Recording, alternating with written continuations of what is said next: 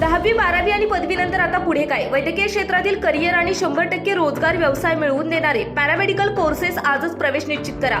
Paramedical क्षेत्रातील आधुनिक कौशल्यपूर्ण प्रशिक्षण आणि दर्जेदार शिक्षण देणारे विश्वसनीय केपी पॅरामेडिकल इन्स्टिट्यूट, शाखा हडपसर, पिंपरी, कात्रज, सातारा.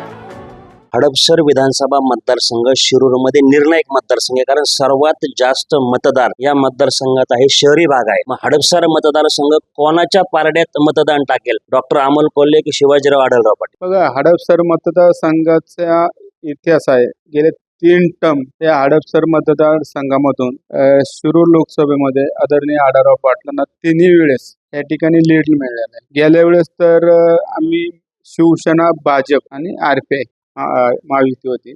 त्यामध्ये 6,500 ते 7,000 या हडपसर मतदारसंघामधून लीड मिळाला. आता तर शिवसेना आहे, भाजप आहे, राष्ट्रवादी आहे, RPI आहे, मनसे आहे आणि इतर घटक पक्ष बी आहे. त्यामुळे येणाऱ्या काळामध्ये सर्वांची ताकद एकजुटीने आम्ही सर्व कामाला लावलेले सर्व.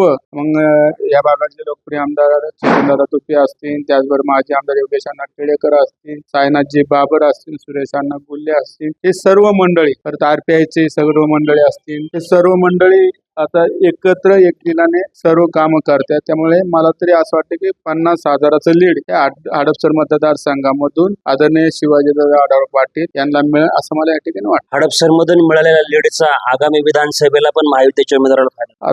100% येणाऱ्या काळामध्ये महायुतीचा जो कोणी उमेदवार असेल तो नक्कीच याच्यात निवडून येईल.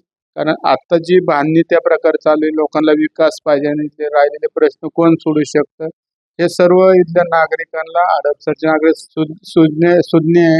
त्यामुळे येणाऱ्या काळामध्ये या ठिकाणी महायुतीचाच आमदार आणि पुणे महानगरपालिकेमध्ये महायुतीचे जास्तीत जास्त नगरसेवक या हडपसर मतदारसंघामधून दिसतील. हडपसर विधानसभा मतदारसंघात नागरिकांना काय आव्हान करा? हडपसर मतदारसंघातील प्रत्येक नागरिकांना मी हात जोडून विनंती करेन की आपल्या देशाचं भवितव्य आणि देशाचा इतिहास जर घडवायचा असेल आणि देशाला महासत्य जर न्यायचं असेल आणि आपल्याला जर 15 वर्ष मागं न जाता येणाऱ्या काळामध्ये आदरणीय देशाचे लोकप्रिय पंतप्रधान नरेंद्र मोदींना पुन्हा एकदा या देशाचे पंतप्रधान करायचे असेल तर मी सगळ्यांना हात जोडून विनंती करेन की आपण येणाऱ्या 13 मेला आपण शिरूर लोकसभेमधून शिवाजीदादा आढळराव पाटलांचं घड्याळ चिन्ह आहे, त्या घड्याळ चिन्हासमोरचं बटन दाबून त्यांना प्रचंड बहुमत निवडून द्यावं. तसंच पुणे लोकसभा मतदारसंघामधून आमचे भाजपचे महायुतीचे उमेदवार आदरणीय मुरली अण्णा मोहोळ यांच्या कमळाच्या चिन्हावरचं बटन दाबून त्यांना प्रचंड बहुमत निवडून द्यावं. तसंच बारामतीचे जे 7 तारखेला